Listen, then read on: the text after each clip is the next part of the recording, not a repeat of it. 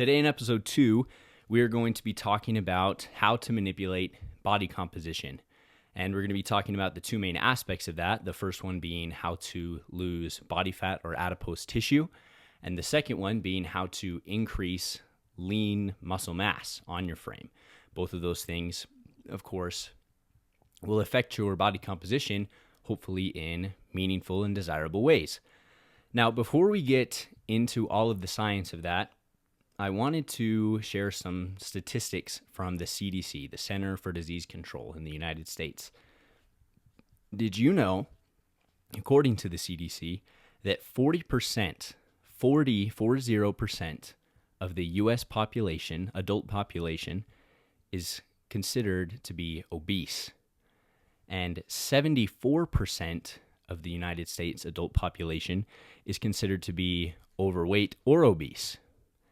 Did you know that in the United States, 21% of children are considered to be overweight?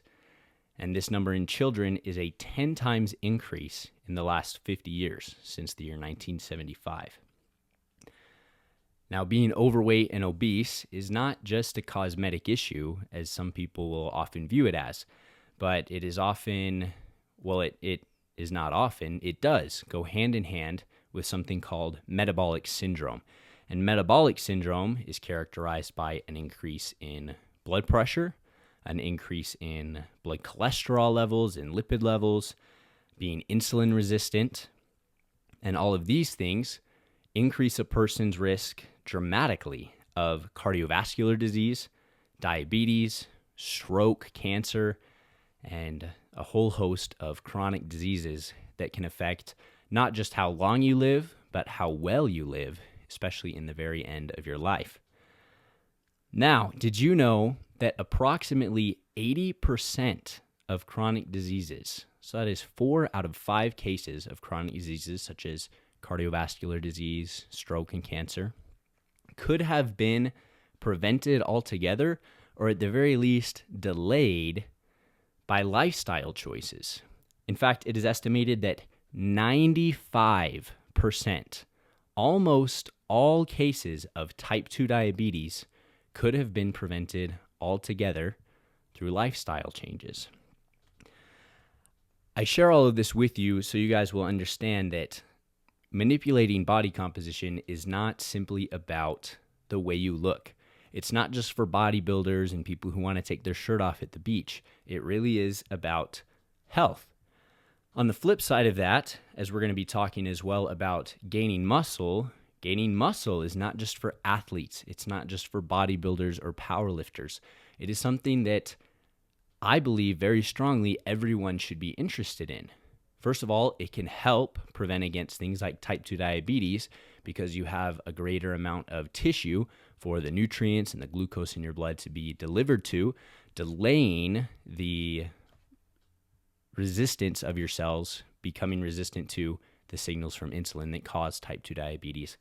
As well as, I like to say that everyone at some point in their life will become a power lifter. For those of you who might not be familiar, power lifter is a type of athlete who competes in 3 exercises: the squat, the deadlift, and the bench press, and simply tries to get all 3 of these exercises to be as strong as possible. And I believe everyone will become a power lifter at some point in their life. Usually that means in your old age.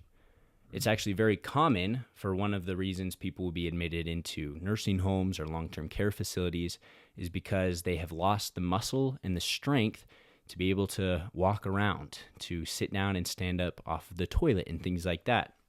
And perhaps some of you guys remember from last episode, or because you know me personally, that I work as an EMT and a firefighter. And it is very common, as an EMT especially, to respond on calls to people who are afflicted with chronic disease. Many people think, including myself when I was in my EMT class, that most of what I'd be doing would be responding to traumatic accidents like falls and car crashes and fixing medical problems like that. However, that's really not the case.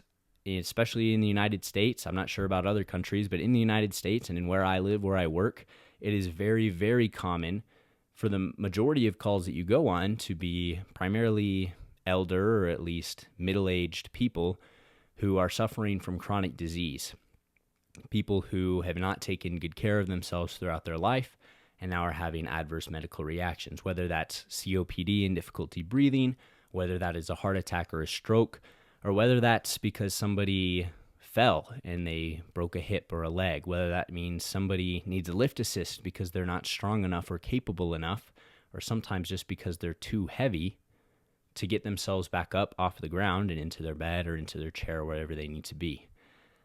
These things are very, very, very common, especially in the United States. And for these reasons, these principles that I'll be sharing about manipulating body composition are not unique to athletes. Now, they can be very, very beneficial to athletes, especially athletes like runners, track and field athletes.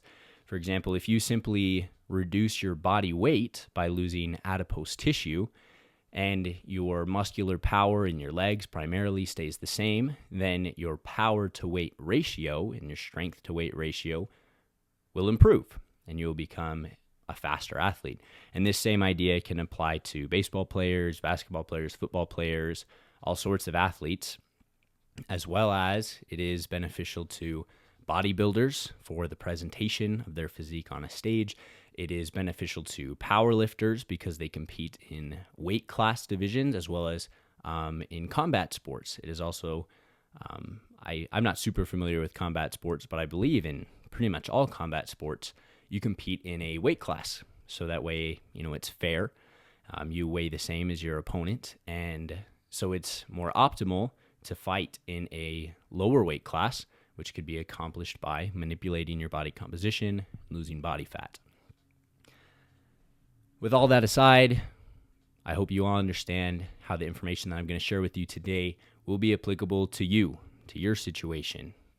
In fact, if you've gotten to this point and you don't think that this podcast is applicable to you, I would invite you to re-listen to everything I've said up until now, because I promise that the information I'm about to share with you will.